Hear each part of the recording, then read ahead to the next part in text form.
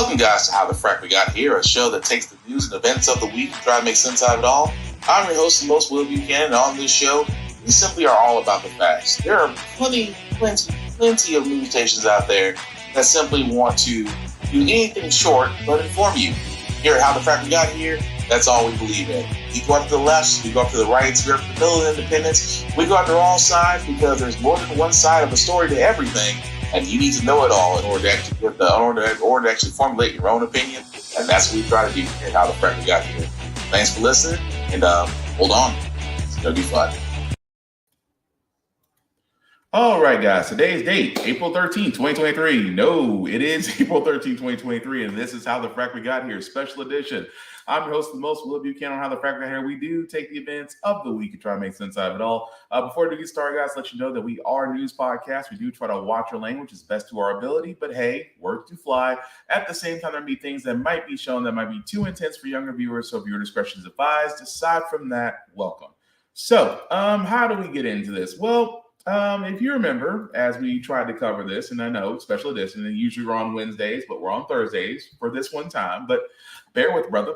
But anyway, we're actually jumping back into the progressively backward state known as my home state of Tennessee, where two young black lawmakers were expelled by the House rather expeditiously, simply put, because they decided to stand with students who are no longer wanting to be victims of loose gun laws in our state. Well, as we did report that those two out of the three Democrats, one was actually allowed to stay because she was white, even though she herself said it. So good on her to actually say what we were all thinking. But anyway, we do have news about those two lawmakers because just like revolving doors, well, people spoke up. If you're just tuning into MSNBC, this is live footage of Justin Jones, who has been reinstated to the state legislature in Tennessee. The Nashville Metro Council has voted to reinstate him. He is processed with a multiracial coalition of supporters who have flanked him as he's walked into the state legislature, preparing to retake his seat in that body, a body that expelled him in a 72-25 vote just a few days ago. He is holding his placard, showing his placard to the crowd.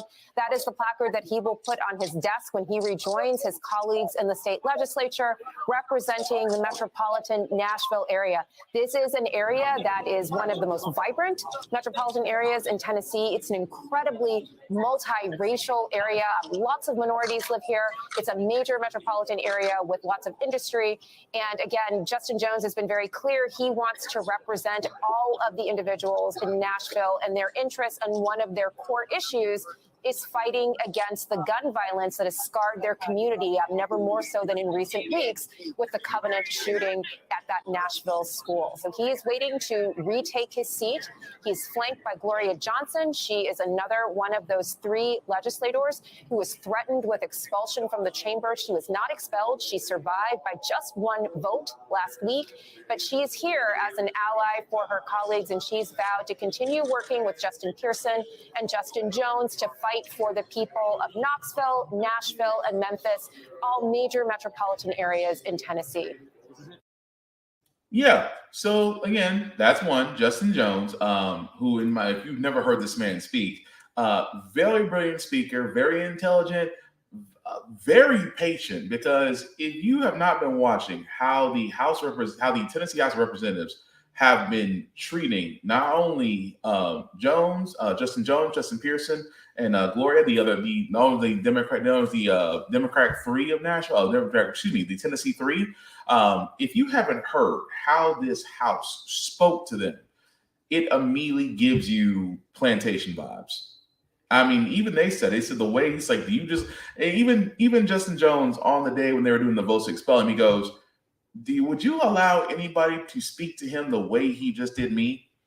And it is amazing. And again, that this is the one thing where a lot of people didn't get, like, well, can they come back? I said yes, because whoever voted them in goes back to their metro council of their county, and as long as they vote with full confidence to pull them back in, they can go right back on in.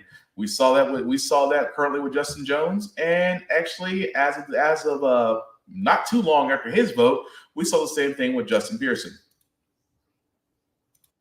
The vote happened in less than a minute. The item passes.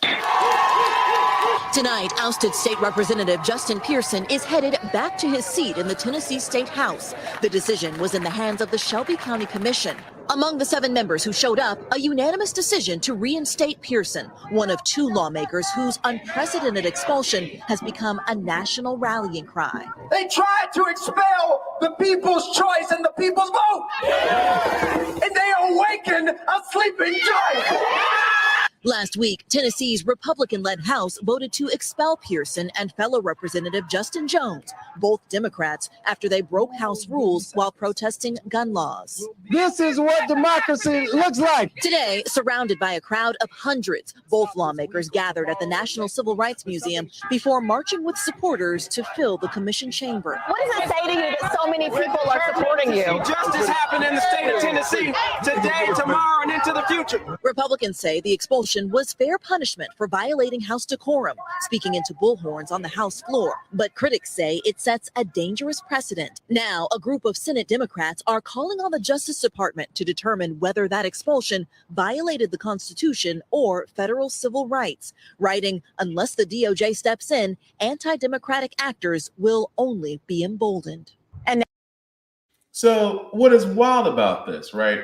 That, as you saw, Justin Jones and Justin Pearson were unanimously voted back to the House, which again is great because between him, between Pearson and Jones, I'm honestly getting Malcolm and Malcolm X and Martin Luther King vibes, or for those in the anime world, I'm getting Huey and Riley Freeman vibes, which again, I am all for because of the fact that there needs to be a change in Tennessee.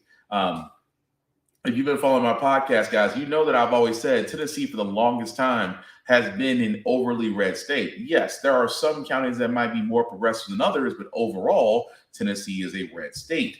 That being said, you see a change, and I love the fact that, and I love the fact that we do see a change. I hate that it happened, how it happened, concerning the fact with the Covenant School shooting, that enough was enough, that kids were leaving school to protest, how Tennessee House members were calling it insurrectionists, which I think is kind of funny that you're going to call a bunch of kids that sat there and said F Bill Lee in a chant are insurrectionists. Yet on January 6th of the year before last, you had a bunch of insurrectionists / domestic terrorists try to overturn a vote. But you don't want to say that because, again, if you're in Tennessee, conservatives will talk, but the one thing they hate is logic and common sense. That being said, however, a lot of people are wondering how the Tennessee House of Representatives was able to move so quickly. I have been saying this for years that the rules in Tennessee when it comes to state and local governments are messed up. And even though this story from News Channel 5 is over a year old, it makes a lot of sense. Tonight, a News Channel 5 investigation of Tennessee's Capitol Hill reveals how those who have the power make the rules or sometimes just ignore the rules they don't like. This is especially true in the state house, where, as chief investigative reporter Phil Williams discovered, your lawmakers can introduce major legislation with no notice to the public, and they can kill bills without you even knowing who did it. And Phil, you've been watching the lawmakers pretty closely this session. Absolutely. And a couple of examples of bills that were killed: one to require high schools to tell seniors how they can register to vote, another to just study whether college student IDs can be used for voting. Both killed this past session in committee on voice votes. Got a proper motion and second. All those in favor of the amendment, say aye. How one views democracy in Tennessee's General Assembly depends in part upon where you sit. Senator Crowe votes no. In committee on the Senate side, Senator Kelsey votes aye. Committee members themselves decide whether bills live or die. Mr. Chairman, you have 6 ayes and 2 noes. Senate Bill 2168 is headed to the Committee on Calendar. While on the House side, all opposed say no. The noes have it. Bill fails. That power is wielded almost exclusively by the people who chaired the committees. Bill passes. It's on its way to full commerce. This is not democracy as far as I'm concerned. And Democrat Gloria Johnson Democracy is dead here in Tennessee as it stands right now. and House Democratic Caucus Chair Vincent Dixie are not alone in their concerns. Is this system broken? The amendment system? Absolutely. This is where we need transparency. It was a process we saw play out in real time this session as we watched seemingly innocuous bills being amended in committee to make dramatic changes. Tori Venable represents the libertarian group Americans for Prosperity. This voice vote thing, we've seen plenty of committees. I'm sure you did a piece on that Airbnb one where it sounded one way and it went another way. All in favor say aye. All opposed say no. No. The ayes have it. You have committee chairs single-handedly deciding whether bills live or die. Is that democracy? I don't think they single-handedly do that. While House Speaker Cameron Sexton insists he doesn't see a problem, we had watched it happen again and again. Let's put Tennessee in line with the Constitution. Here, a bill to require state election officials to simply study the possible use of student IDs by college students to vote was gavelled dead by Murfreesboro Republican Tim Rudd. All those in favor say aye. Opposed, nay. Nay. I move that the bill fails. Before the voice vote was even finished, activists later confronted him about the vote. How many do we have? I'll go with the voice level. We wanted to give Rudd a chance to explain. You gavelled a bill dead before you even heard the votes. Can you explain that? I don't know what you're talking about. Can you stop and... No, I don't know what you're talking about. In fact, the House committee rules say all votes constituting final action on any bill or resolution shall be by roll call vote. But with Republicans holding an absolute supermajority, All those opposed say no. No. The noes have it. I'm sorry, Bill Phelps. there's no one to actually make them follow the rules. What I hear you saying is they're just making up these rules as they go along. You heard me correctly. What we're experiencing now is really just an abuse of power. They have so much power and they don't know how to wield it. And when those voice votes occur, legislative cameras focus on the chair. All those in favor say aye. Those opposed, no. The noes prevail. So the public cannot see how the members vote. People are paying more and more attention these days, and they are trying to hide what they are doing up here. The House Speaker downplayed those concerns.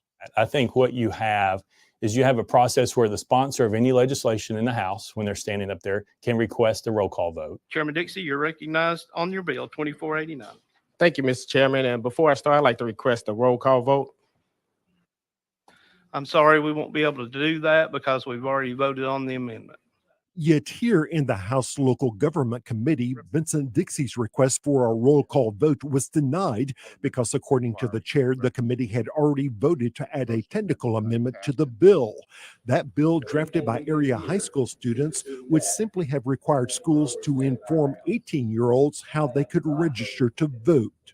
So I asked for a roll call vote because I wanted people to see the obstacles that we face here on a daily basis. In fact, the House rules also say a roll call vote shall be taken at the request of the sponsor of the bill or resolution under consideration prior to any vote. The Republicans reinterpret that as prior to any votes of any kind being taken. The rules say you can ask for a roll call before any vote. Before any vote is taken. That's not what the rules say. I would have to refer you to the clerk. And when it came time to vote, All in favor, please say aye. Opposed, no. So what did the students hear? It sounded like yes. It sounded like the yeas. Noes have it. The situation you're describing means these committee chairs are extremely powerful. Yes. More powerful than they've ever been. And they definitely have a plan of what's going to happen. This is an untimely amendment, so I need a motion to take this up. In fact, we were in that same committee 2 weeks later as it considered a campaign finance bill pushed by the Speaker himself. And Chairman John Crawford allowed the committee to adopt a late filed amendment most people had never seen. All in favor, please say aye. Opposed, no. The amendment is accepted. But go back to Vincent Dixie's school voting bill. Okay, I do see that this amendment is untimely. So we will not be accepting that amendment. There, You will Crawford have to ruled run that the your- Nashville Democrat could not present a late filed amendment meant to clarify his bill. But if somebody makes a motion, again, to, take it up and it gets a second, then I don't have a choice but to take it to a vote. But when that came up with Representative Dixie's bill, do we have an opportunity to vote the untimely amendment up or down? I know in some committees we do that. you said that there was no way for that amendment to be considered. Representative Miller, I know it's been done in other committees, but we've not accepted an untimely filed amendment, and I'm not going to start today. Well, I said we don't take up untimely filed amendments. We hadn't taken any up to that point all year long. They absolutely have too much power, change the rules as it suits them. It looks like we have an untimely filed amendment, so without objection, we will move to consider. Without objection, so moved. In fact, we saw other committees readily accepting late filed amendments the public had never seen, which is exactly what happened with the Speaker's campaign finance bill. How can you expect someone to vote on something when they haven't read it? Vote on it to know what's in it? And you think that is deliberate? I absolutely think it's deliberate. It's a way to keep the public from knowing what they're doing until it's been voted on. The ayes have it. House Bill 2143 will move to full finance. Now, as the Speaker told me, the rules say that if there is a question about a voice vote,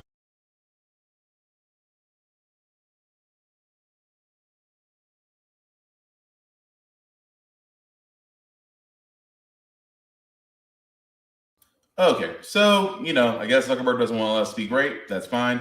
But I wanted to make that a point, though. I wanted to make that a point because that publication was nearly 11 months ago. 11 months ago that the Tennessee House, this is how they work, that it's always been a heavily conservative majority. It's never been overly Democratic. Tennessee I can't think or researched a time in history where Tennessee has ever been overly Democratic or progressive. It's always been conservative.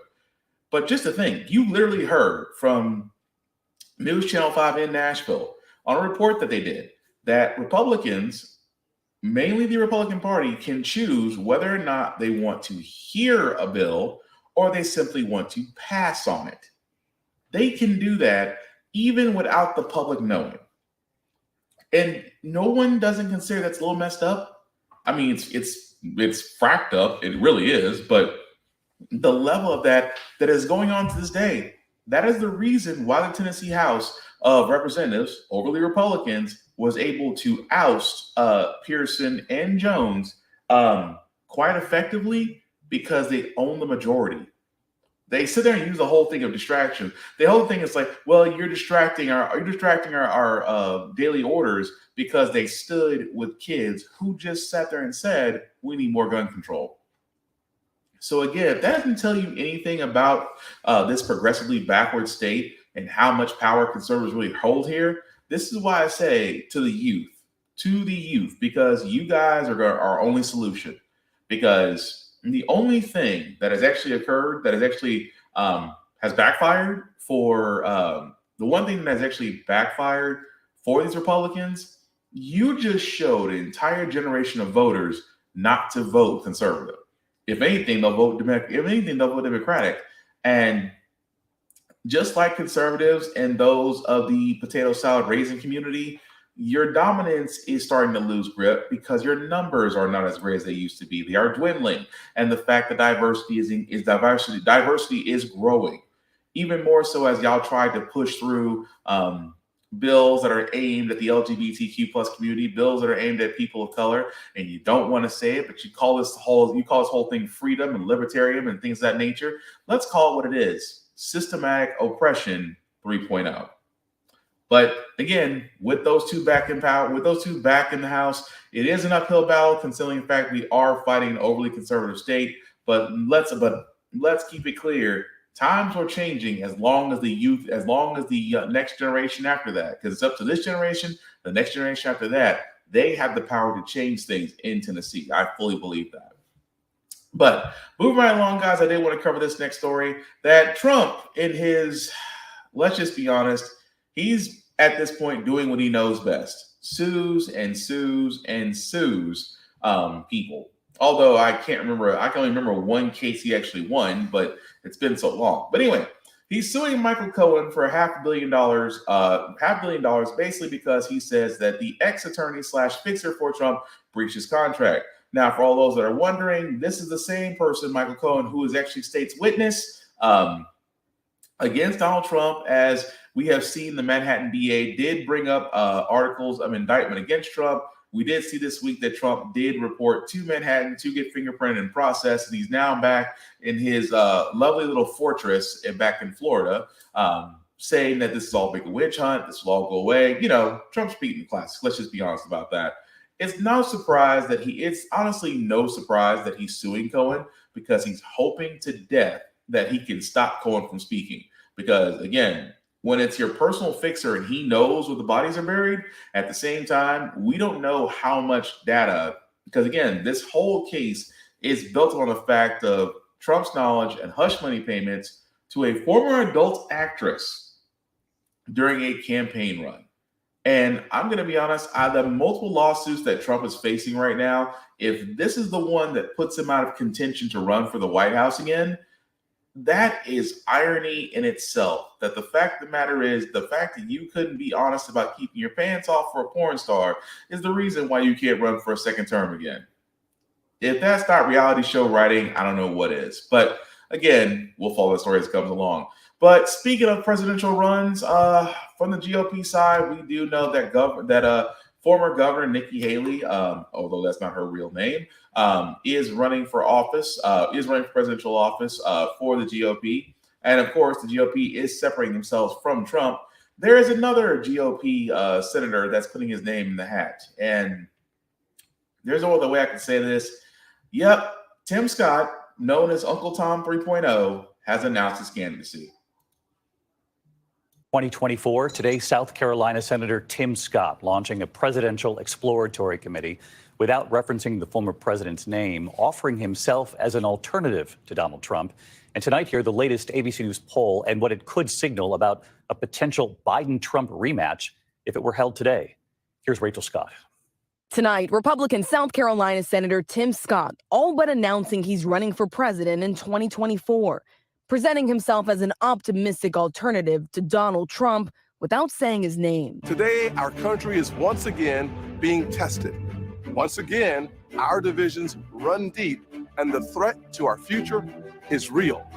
Joe Biden and the radical left have chosen a culture of grievance over greatness. The Senate's only Black Republican insisting Democrats, quote, weaponize race to divide us, pitching his life story as proof of a different path forward. I was raised by a single mother in poverty. The spoons in our apartment were plastic, not silver. But we had faith. We put in the work, and we had an unwavering belief that we too could live the American dream. And he refused to take on Trump when asked how he would defeat the former president in the Republican primary. I think we're better off having a conversation about beating Joe Biden. But the question among Republicans right now, which candidate can actually do that? An ABC News Ipsos poll taken after Trump was arrested and charged last week shows just 25% of voters have a favorable opinion of him. President Biden's favorability numbers 9 points higher. Senator Scott also made no mention of the other South Carolinian in the race, former Governor Nikki Haley, who appointed him to the Senate in 2012. He has a stop in New Hampshire tomorrow before rallying voters in his home state of South Carolina at the end of the week, David. Rachel. Yes, Tim Scott, a man who says that the Democrats are attempting to radicalize, using race to divide us. Yes, Democrats.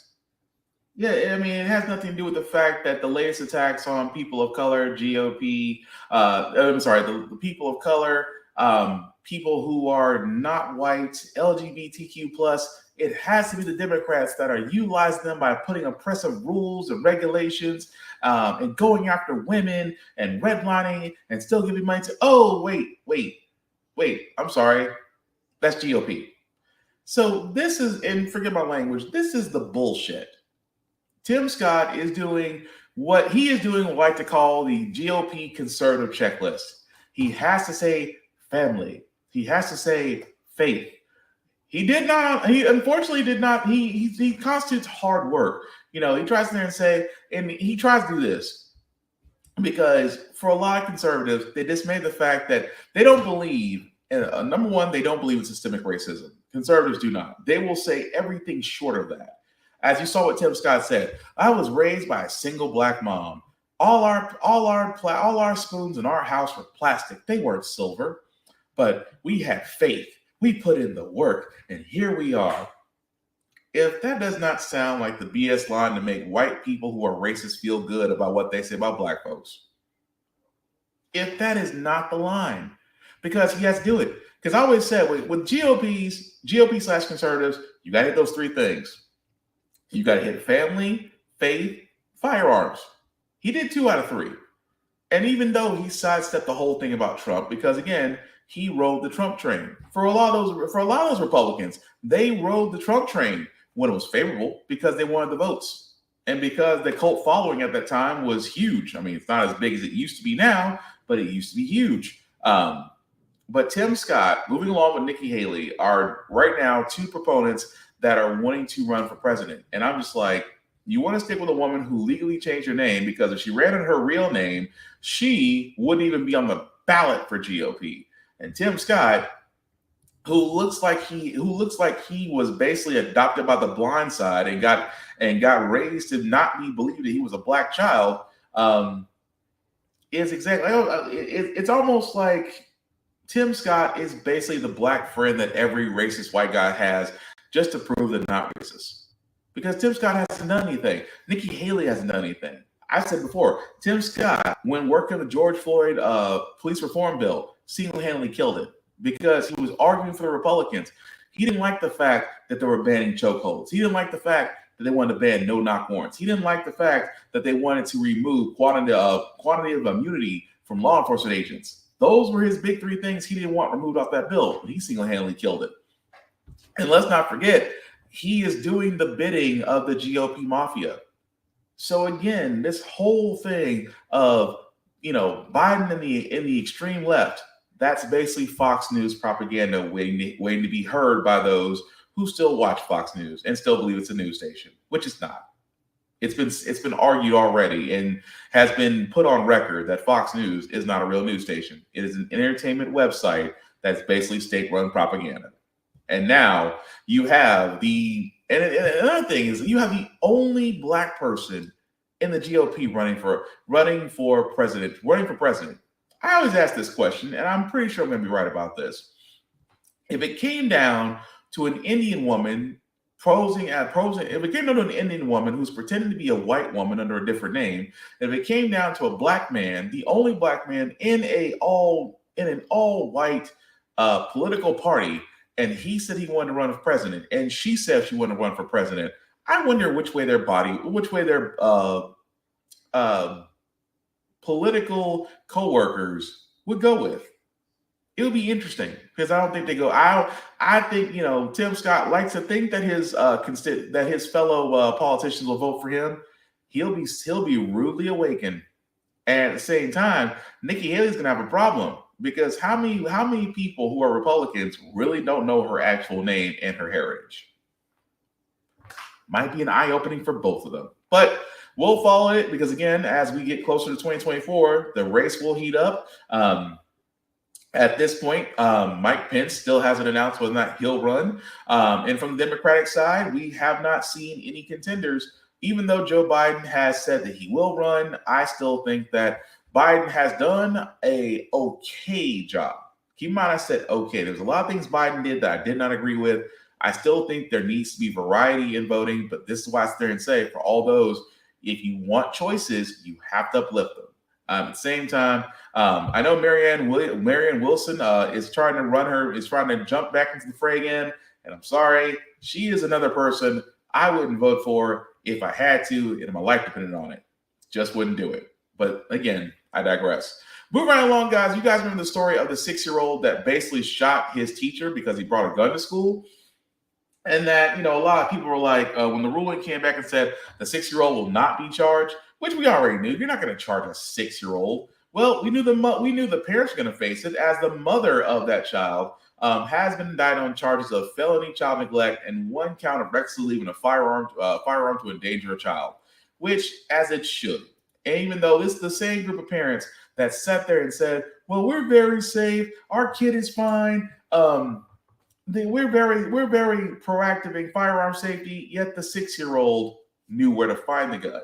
At the same time, we're fighting, and think about this, we're finding more and more about this kid, that he's had a history of issues with the school, history of violence, not only with the school, but with law enforcement. At the same time, the story that they're trying to say now is that the boy has a disability and was under a care plan, which required a parent to be at the school with him. That's the BS you're going with? What 6-year-old? And I said, I'm not trying to knock disabilities. I am not knocking disabilities in any sense of the form. But you're going to sit there and tell me that a kid, a 6-year-old with disability, was able to find a firearm, make sure it's loaded, and use it on a teacher that he didn't like. And you're going to say because his parent wasn't with him on that day? No, that's weak sauce. And so the mother is definitely being charged for it, as she should. I think the book should get thrown at her because I am a big proponent of firearm safety. And the fact of the matter is, if your firearm is in the hands of your child who decides to use it on another person, you honestly should face the full charges of that. Anybody who's in gun safety 101 will fully agree. And if not, then you're a hypocrite. Simple and plain. Another story that we're getting to, guys, is again, I keep on telling you, because as most conservatives do talk about, oh, there's a war on Christmas, there's a war on Christianity, there's a war on this, when really it's not. But I'll tell you what there is a war on. GOP conservatives and extreme Christians are waging a war on education, especially in the competition of the Hold My Beer competition, which right now Florida is running strong. Texas has decided to up the ante. What I mean by that is that this Texas county, ordered to return banned books to its shelves, has sat there and said, you know what? Let's consider shutting down our library system. And this is in Llano County in Texas, where they're having a meeting to include whether or not to continue or cease operations of the public library system. Think about that for a second. They're deciding whether or not in a public library, because they were told that you need to return banned books that some people, keep in mind, some people found inappropriate or insulting, so the books were removed. However, federal courts have sat there and said that's not the case because it's a public library. Those books need to be returned back. So instead of them actually following federal rulings and going from that nature, they decided, we'll just close down the public libraries. If that is not oppression in its purest form.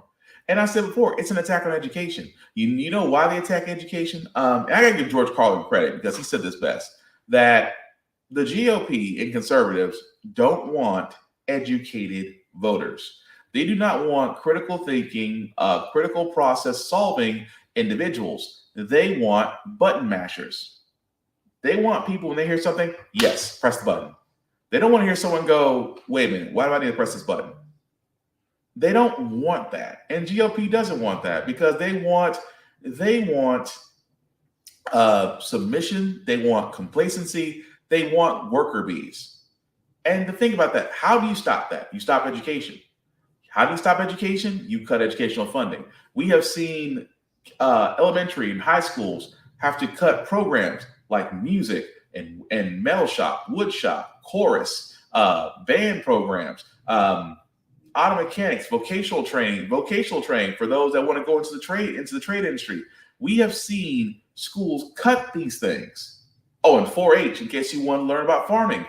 We've seen schools cut this funding because every year the educational budget from a federal standpoint is shortened, which means that going down to states and counties and cities will also be cut. And again, you've seen the ramification of what happens. Teachers aren't getting paid enough, especially the public school system. Teachers will either quit teaching in public schools or go to more lucrative private or charter schools because they pay more.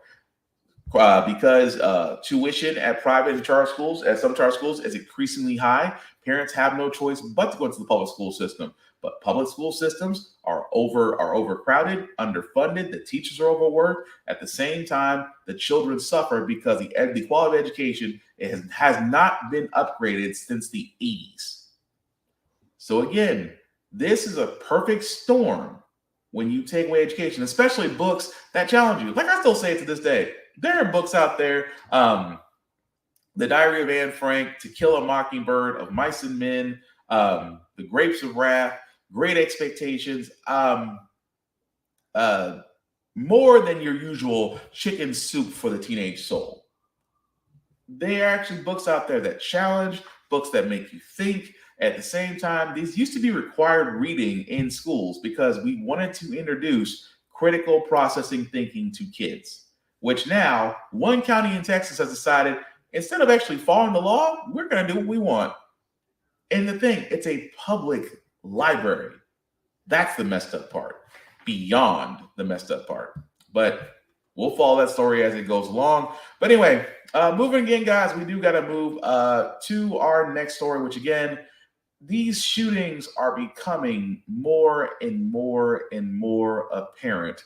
And in this case, this happened to happen right upstate from my backwards progressive home state of Tennessee. This happened in Louisville, Kentucky. Good evening and welcome, everyone. It seems we can barely catch our breaths or dry the tears before another mass shooting rocks an American city.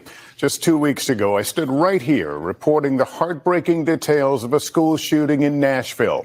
Today, it happened at a bank in Louisville, Kentucky, in what the city's mayor calls an evil act of targeted violence after a man in his 20s, armed with a rifle, went on a rampage in a workplace attack, streaming the horror online as he carried out the crime. 4 people were killed, 9 others rushed to a hospital for treatment. Officers ran to the threat, confronting the gunman in an exchange of gunfire, killing the shooter. 2 police officers were among the wounded. Maggie Vespa is in Louisville tonight and has late details. Tonight, chaos and carnage gripping another American city. Let's be clear about what this was. This was an evil act of targeted violence. The familiar terror unfolding in downtown Louisville, Kentucky.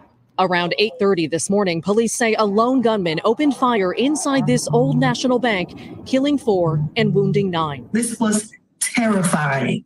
It was terrifying. Officers on the scene within 3 minutes. Investigators say this was not a random act. White male who was employed at Old National Bank. His weapon of choice was a rifle. Authorities identifying the shooter as Connor Sturgeon, who died at the scene in a shootout with police. He live streamed the rampage, according to investigators, who late today executed a search warrant on his home. Victims range in age from 40 to 64, including 63-year-old Thomas Elliott, the bank's senior vice president, according to his LinkedIn account, and a friend of Kentucky Governor Andy Beshear. Tommy Elliott helped me build my law career, helped me become governor, gave me advice on being a good dad. Among the wounded, 2 Louisville Metro police officers. 1, Officer Nicholas Wilt, shot in the head. J.D. Worley watched it happen in horror from his office across the street. The other officers grabbed him and carried him off as he was unfortunately motionless. Never could have fathomed I would ever see something like this happen. At 26, Officer Wilt is less than 2 weeks out of the academy. Nick has come out of brain surgery and is in critical but stable condition as we speak.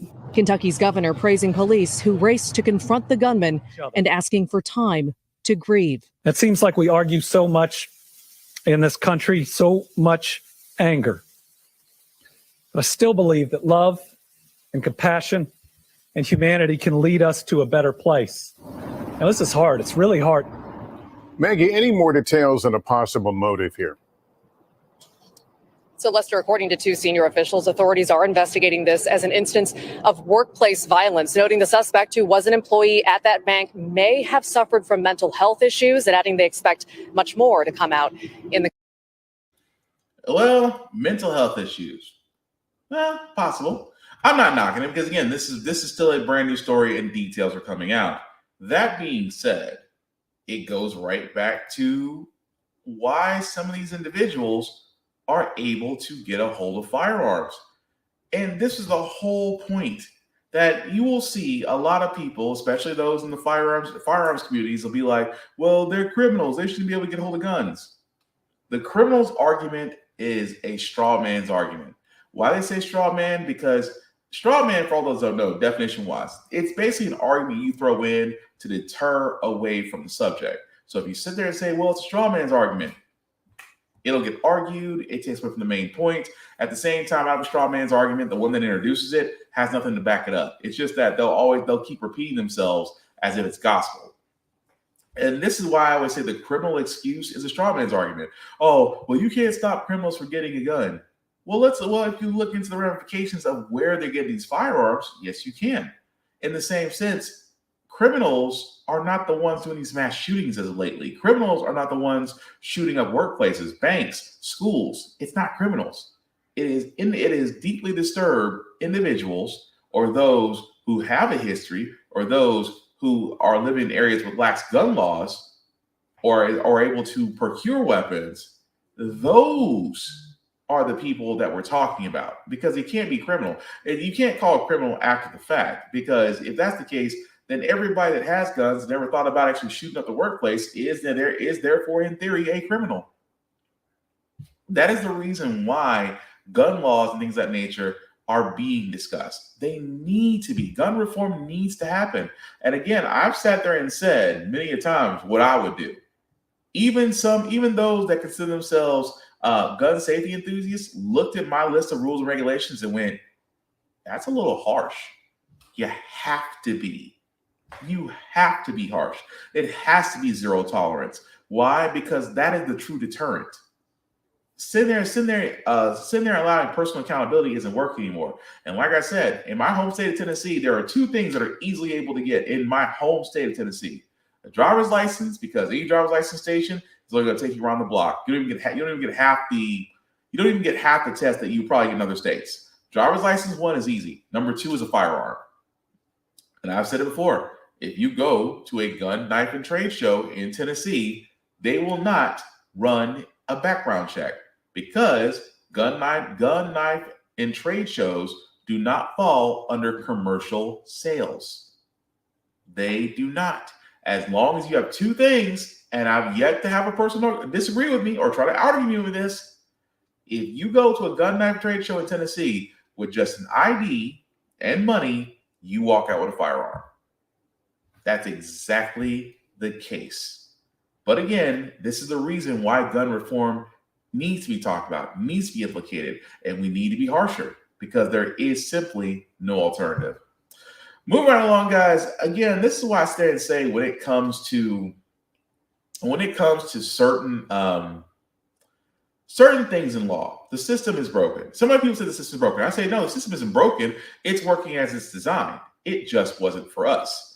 In the meantime, a man named Grossly Green, who was accused of a murder he didn't commit, did get released, only as he was released to be told that he has to come back to prison because of the evidence. And as you watch this video, you'll see where there is a major injustice.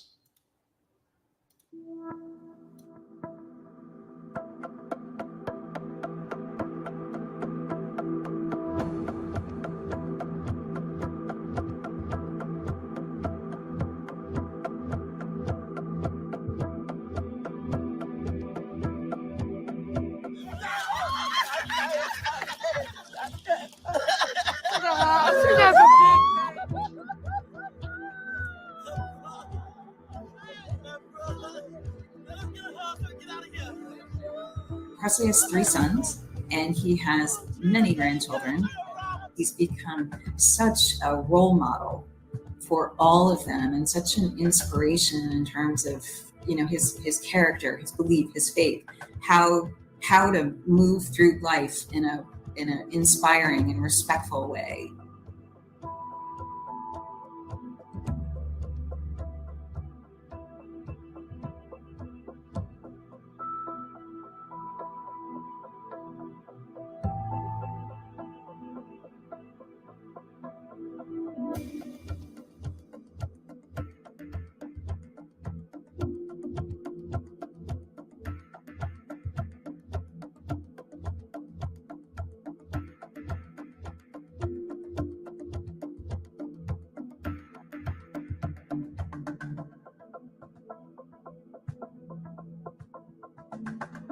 when I got the news that he was going back to prison, I just feel terrible about it. He didn't belong there. He spent too many years there to start with.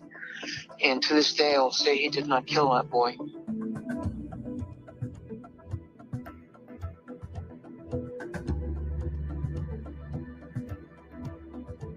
He will do what it takes. He just believes this is one more step in the process, and he believes at the end of the day that justice will prevail. Glad you're home. Glad to see this day, Lord. Thank you, Jesus. Thank you. Thank you, brother. And it's And it's sad. It's sad because that man, think about that. I've said this before. There is a Mr. Green, plenty of them in the justice jail system. Has to be.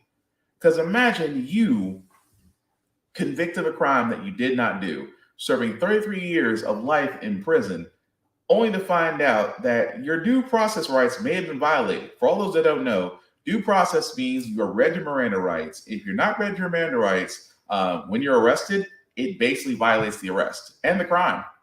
It's happened. There's actual legal precedent where people's due process was not given, and they actually and the case got thrown out. It could have been almost any. It's varied across various crimes, but the case was thrown out, and those people were allowed to walk free.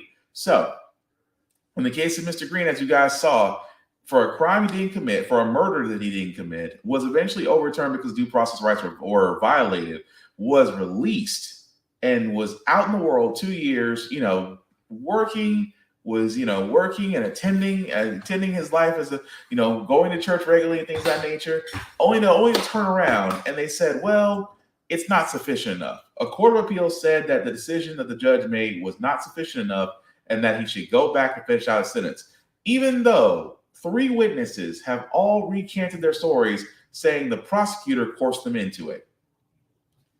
I'm trying to figure this out for as long as I live.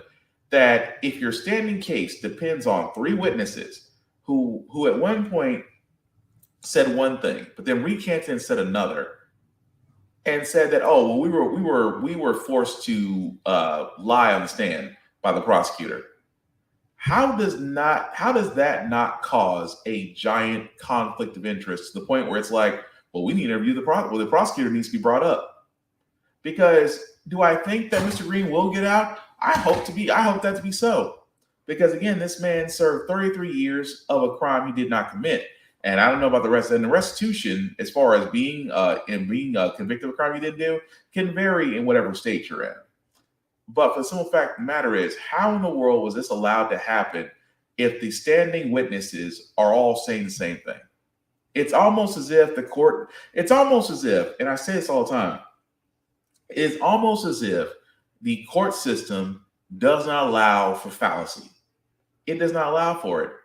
It's like the court system believes it's infallible, when in truth, justice does make mistakes and therefore needs to be corrected. And also at the same time, those that actually assisted in that travesty of a court case, which again sent Mr. Green to jail, should also be brought up if they're still around. But it just goes to show you this: the reason why the Innocence Project, and many other for-profit organizations out there to help challenge the legal system are there for a reason. Because you hear stories like this, it just makes you wonder: number one, that could have been me, and number two, how completely fracked up the justice system it is, especially to our people of color, truly is.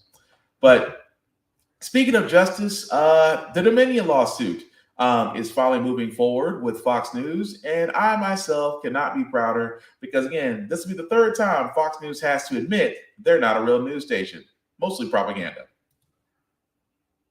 Just sanctioned Fox News for withholding evidence in the Dominion defamation lawsuit. The move comes after the same judge ruled that Fox could not argue newsworthiness as a defense for broadcasting false information about Dominion voting machines. This case is supposed to go to trial in a matter of days. Joining me now is NBC News Digital senior reporter Jane Tim. So, Jane, let me ask you first about this sanction. What's going on?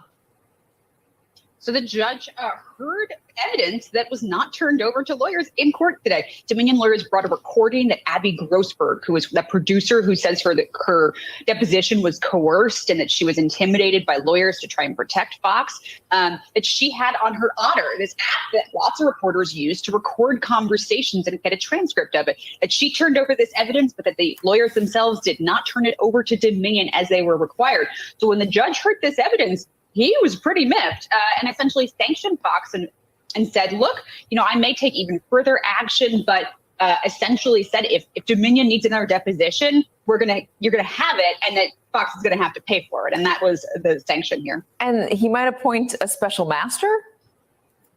Yeah, so he said that he might appoint a special master to investigate sort of what happened here, how there's this surprise evidence. You know what? Judge Davis made it really clear even weeks ago. He didn't want some smoking gun evidence to come in days before trial. And it sounds like that's potentially what has happened. I haven't heard the recordings myself, so I don't know what there's being said, but there's definitely evidence that they say wasn't turned over and absolutely should have been. Let me ask you about this other ruling that came yesterday about what they can and cannot argue in court. So part of what we had heard about Fox's defense was that when they were airing these claims about Dominion voting machines, about the election, that they were claims the president was making, so they were newsworthy, and that was why they had to cover them. Obviously, they covered it in a much different way. Covered it is even a strong word. They did it in a much different way than every other news organization did. When the judge rules they cannot argue newsworthiness, what does that do to Fox's defense? What other defense do they have? It severely limits their defense. I mean, they can still argue that the Constitution protects them, that the First Amendment is involved here, though even that was limited. And I will say that it's not completely removed from how they're going to talk about this. There's going to be witnesses who say we did this because it was newsworthy. But he said the lawyers cannot go argue this as a legal argument. So he said, stay away from the word newsworthy in your opening arguments this next week. But they can, it's going to come up. You're going to hear conversations of newsworthy in trial at least. So, long and short of that is, Fox News is going to have to admit that it's not newsworthiness, it's propaganda. Now, keep in mind, this is actually going back to the Dominion Wigan during the election, where Fox News and its various hosts, all try to point out the fact that Dominion voting systems were compromised, that they were changing votes from Trump to Biden, that they were helping Biden win the Biden campaign win the presidency, and come to find out that it's all false. And Dominion was like, oh no, we still getting our bread back because you affected our business. So it's interesting that Fox News is really bent over a rail because they have to sit and say, oh, well, you did it for the ratings. You did it for the ratings because if you told the truth, if Fox News, that joke of a news station, ever told the truth, viewership would go right out the window. If Hannity, Ingram, and Carlson all started speaking the truth, the viewership would fly out the window. Hence the reason why we're here. Hence the reason why we're here with this lawsuit. And I cannot wait for this court case to start. But moving right along, guys, I want to get to this story as well because, again, with gun violence happening in the U.S. at an alarming rate, you guys have heard me say this in the past. The CDC actually wanted to do a study on gun violence and mental health. And, of course, the NRA at the time, which was very powerful, used the GOP and some Democrats to actually kill the bill, which would have gave funding to the CDC to look into the study between mental health and firearms. And now, the after effect. Funeral for a shooting victim wrapped up in D.C. today. Gunfire erupted again. One man killed, 3 others hurt. From workplace violence to school shootings, according to a new survey from the Kaiser Family Foundation, a majority of U.S. adults have either personally or had a family member who's been impacted by a gun-related incident. Including suicide, nearly 1 in 5 Americans have lost a family member to gun violence, with people of color disproportionately impacted. So is this about mental health or is it about easy access to guns? It's about both of them. Jackie Rowe Adams lost 2 sons, Anthony and Tyrone, to gun violence. She now runs a support group in Harlem. When I hear about this constant shooting, it pains me. I hurt so bad because I know another family, another mother, father family is hurting for the loss of their loved one. As the nationwide debate over access to guns heats up, a day after the mass shooting in Louisville, the city's mayor fumed over a state law that requires confiscated firearms, like the rifle the killer used on Monday, to be resold at auction. It's time to change this law and let us destroy illegal guns and destroy the guns that have been used to kill our friends and kill our neighbors. While in Tennessee, Republican Governor Bill Lee today called for stronger background checks for gun purchases. The executive order will, for one thing, set a 72-hour clock for reporting new criminal activity. Other states like Maryland, Washington, and Colorado are moving forward with new restrictions as gun rights advocates push back on what they consider unconstitutional overreach. No amount of gun control is going to stop a criminal hell-bent on murder from gaining some tools to do it. The Kaiser survey also showed that about a third of adults have avoided large crowds due to the possibility of gun violence. Crazy, right? Crazy. To think, if only we had that CDC study so long ago, that now we saw gun violence impacts us as a whole. And you guys heard again from those that are for guns. Well, you're not going to stop criminals from getting the guns. That's just not going to happen. You heard the straw man. You heard the straw man argument, right? Because that's all they have. That is all they have. That argument has been dissected. That argument has been really turned on its head against them, but that's all they have. Crazy, isn't it? Well, you know what else is crazy? Another strike. Rutgers University, thousands of their faculty members are going to thousands of Rutgers faculty members are going on strike. Why? For the same thing as always it used to be. Salary increases, better job security, guaranteed funding for graduate students, and that's just some of the requests. Think about that. We've seen it with teachers in various areas. We've seen it with nurses. And we're seeing it again at the university. We saw it also with city workers. We saw it at companies like Kellogg's and John Deere, where those union workers went on strike. And it's always the same thing. Increased pay, better benefits, things of that nature. This is why I keep saying the entire time, for all those employers and corporations out there who are reaping the lion's share, who are having record profits in this pandemic area, who are record profits. I've said it before. It is amazing to me how they are simply tone deaf to where I said before. You want to solve inflation? Raising rates is how the Feds deal with inflation because they want to halt consumer spending. But here's the problem when you halt consumer spending. There's the supply and demand. You're going to have a lot of supply and very little demand, which means that companies are going to start kicking back or laying off individuals because, again, they're trying to keep their profit margins up. But how you solve all of this? Again, well, two parts, actually. For employers and corporations, pay people a living wage. Yes. Will this eat into your profits? Yes. But you'll still come out on top. But for those companies that are actually paying their employers, you'll never hear their employees complain about pay. They may complain about other things going on in that company, but the one thing they'll never complain about is the pay, if it's sustainable to them. And the other one is, from the government side of the world, raise the minimum wage. That's why I say it's two parts.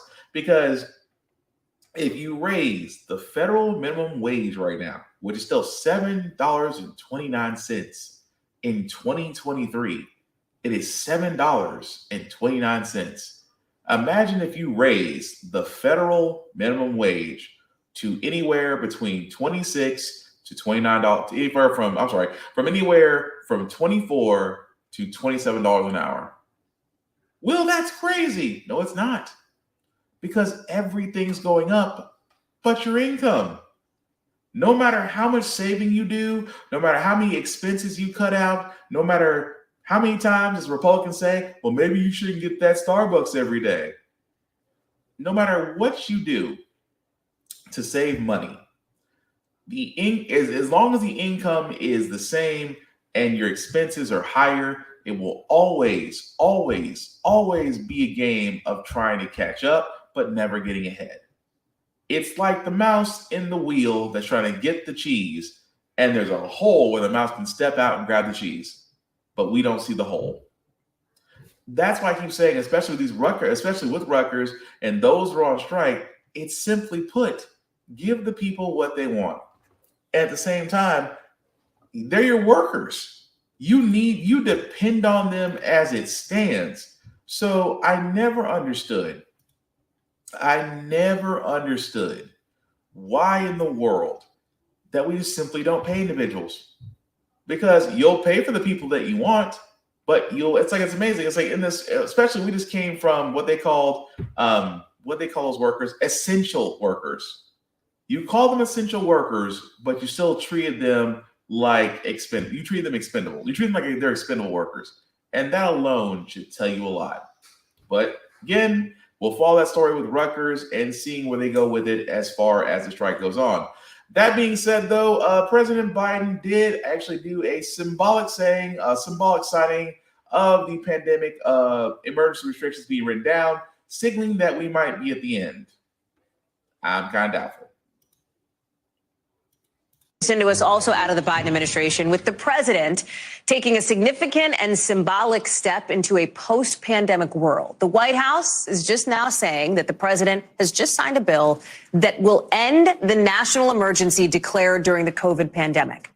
Remember, that's a state of emergency that had been in place for more than 3 years after then President Trump declared it in March of 2020. NBC's Monica Alba is joining us now. And Mon, it is not unexpected that the president signed this bill into law. Once it made it through Congress, the White House came out and essentially said, hey, President Biden opposes this, but he will sign it. It winds down this national emergency in May. This is symbolically significant. It may also have some real world impact here, right? Talk to us through it.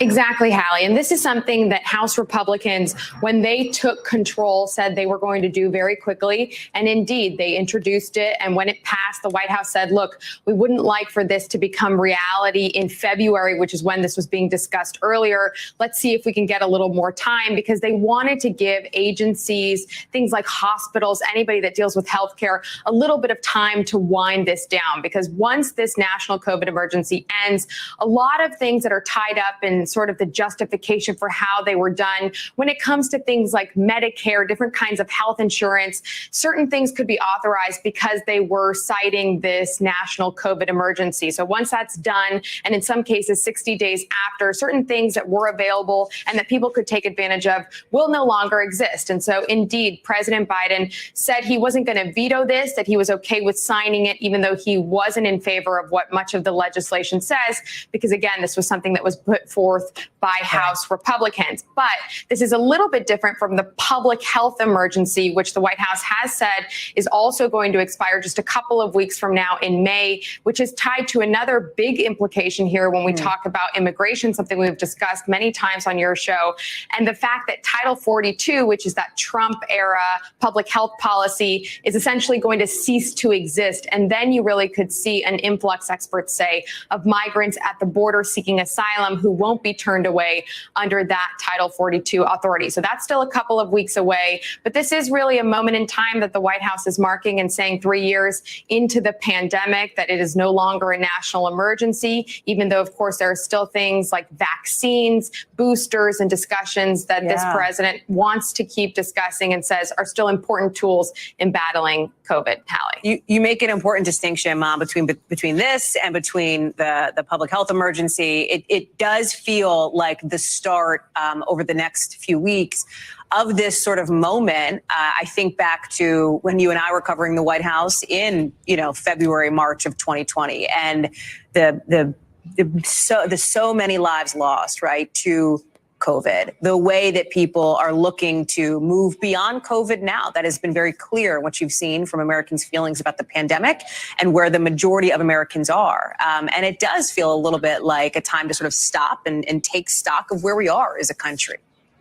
Absolutely. And so I think what you're really speaking to there, Hallie, is this cultural shift that so many of us look around and see in our own families with our own friends. And then on top of that, we're seeing just the political dynamic change here as well with some of the things that were stood up that were really critical in those early days that many can look at now and say, thank God they're not as needed as they once were in the beginning when we knew so little and there was still so much.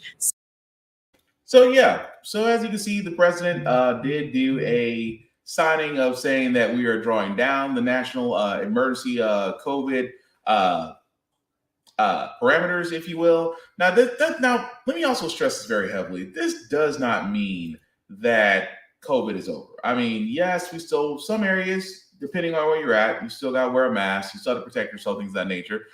This does affect the Title 19, which unfortunately is still in place. But it does mean that we do need to solve not only our health problem, but our immigration problem as well. But again, I do have to give the Biden administration some credit on how they handled COVID, just because of Trump's mishandling, I guess you can say, and just flat out trying to take credit for stuff he didn't do. It just didn't make any sense. But before we get to our feel good segment, guys, one last story, and this is more of a historical context, because unless you know about the wall in Baltimore and redlining and the fact that home ownership and people of color and the vast divide, you'll understand why this next story is definitely has great importance. This brick is one of many which made up the spike wall here at the old Northwood Plaza Shopping Center, one of the saddest chapters in history for Morgan State University. A wall of segregation which once separated black and white communities has now become a relic of the past. And in 1939, the neighbors then started building what was labeled a spite wall, a hate wall, to prevent Morgan State students from simply walking across the street into the all-white neighborhood and to shop at an all-white shopping center here. Since then, Morgan State has made its presence known on the grounds of the old shopping plaza. Among the additions, a new school of business. These same grounds are the grounds that students like them protested on. They said, I don't care how many walls you build, we're going to come over here and we're going to sit in these establishments and you are going to serve us and we're not going to leave until that happens. Now a new story is being told by the university and the community located on the other side of the spike wall. And we're definitely excited and finally glad to see this wall come down. It's held us apart from each other for years unnecessarily. So we are glad to see our homes be embraced by Morgan State. And again, we're just over the moon about it.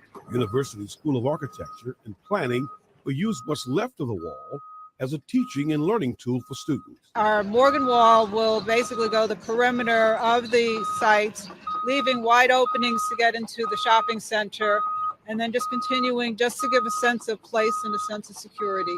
We're told a portion of the spike wall will remain up and at some point become a university park, a public park, and a reminder of what took place here on the campus of Morgan State University. And that, ladies and gentlemen, is how you do history. Yes, the spike wall that was with Morgan State University because of the fact of segregation, because they didn't want black students walking in white neighborhoods. And I love what they did. They literally tore down great portions of the wall, as they should. But they also are deciding to use portions of that wall as a teaching tool. See, Tennessee, you can learn from this. Instead of holding on to your Confederate generals and your rebel flag, your rebel battle flags, and saying, it's part of my heritage. No, unless your heritage is ignorance, then yes, wave that flag as high as you want. But I will give it to them in Baltimore because, again, when it comes to segregation, home ownership, and the fact of the matter is that racism is still alive and well today, there are those out there that are simply trying to make things better. And that is a beautiful way to do it. So that being said, guys, we are going to move to our feel good segment because usually how the fact we got here, we do cover a lot of things that are doom and gloom. Sometimes we use your faith in humanity, but hey, it is Thursday. So tomorrow being Friday, which means that we're not too far off. We will leave you guys out some good vibrations.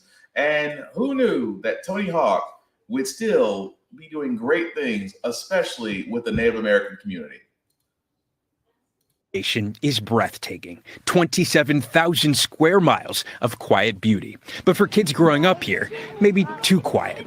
That's why so many are attracted to this sound. Navajo Nation loves to skate. Just check out their president doing an ollie. Friends to come out, you skate, you challenge one another, and you keep each other accountable. But the reservation itself has been a skateboarding desert. Kids had to find a ride dozens of miles away just to get their wheels running. 12-year-old Cheyenne has been doing it for years. I just like doing it because it's fun. It teaches me to be more active. These remote communities need more opportunities to have outdoor recreations. Something skaters could call their own became a community's cause. And with assistance from an organization called the Skate Park Project and its famous founder, Tony Hawk. Thank you for bringing change to this community. The Dene Skate Garden was set in concrete. How important is this to have an outlet, especially for kids in a community that's been less served traditionally? I think it's hugely important, especially in a community like this. When kids find skateboarding, I think they find something that speaks to them in a deeper way and something that can teach them a lot of life lessons about overcoming their goals, about overcoming challenges. Now, somewhere like that exists right here. I'm really excited for them so that they can be here, they can be a part of the community. A place of pride, a culture of tradition, now embracing the great sanctuary of skate.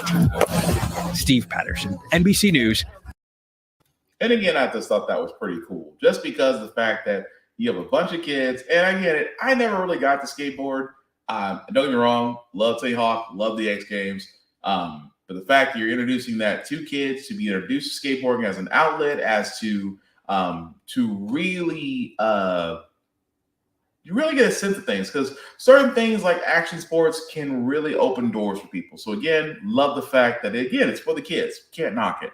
But that's going to do for this podcast, guys. Thank you all for watching, for liking, for letting people know this is live. I certainly appreciate that. Some shameless plug before I do it, guys. Before I get off this soapbox. Shout out to my boy Big Vaughn, Big BZA Dot, on all social media. You can definitely check him out there, as well as his Gmail account, as well as his Beat Trap music channel. So where there's plenty of free music, he will not do what Zuckerberg does and sends copyright strikes. And also, if you are interested in buying music, then he will definitely be up for that definitely up for that as well. So definitely check him out, Big BZA Dot, on all social media. As for myself, guys, you can find me BlackBox447 on all social media, as I usually do reviews on everything that I read, that I play and watch and gym stuff, and I do a couple push-ups. At the same time, guys, link at the bottom and make that just a wee bit bigger for you guys to find us at. If you copy and paste that link into your browser, take you to our link tree. That's YouTube and Facebook groups for all of our podcasts. How the Frack We Got Here, Get Bit, and of course, the Offense Podcast. Like, share, subscribe. Let me know what you think of the show and everything that we discussed. I do want to keep the conversation going. That being said, guys, again, we need to be more welcoming, more congratulating, more networking, uplifting each other, because we are all in the same boat. But the only way we're going to get ahead is that we work together, not against each other. At the same time, tell somebody that made it congratulations. It takes less energy to say congratulations than it takes 100% to be salty and still be mad afterwards, because they'll be moving forward while you're sitting there stuck there. So again, don't be a dick. Aside from that, guys, the last thing I'll say about how the Frack We Got Here, it's all about staying informed. We're not trying to reinvent the wheel. We are simply giving you all the information, allowing you to make up your own mind, but we do provide a logical perspective that does go along with it.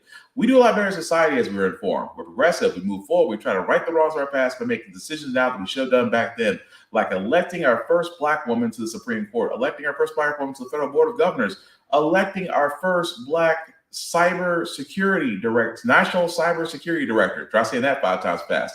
All great things. We don't learn from history. We are doomed to repeat it. That's why we keep asking ourselves, why does everything go up with our paycheck? Why are we electing the same politicians, but still the same old game in Congress? And most importantly, how the Frack We Got Here. Thank you all for watching, guys. Take care of yourselves and each other. We will all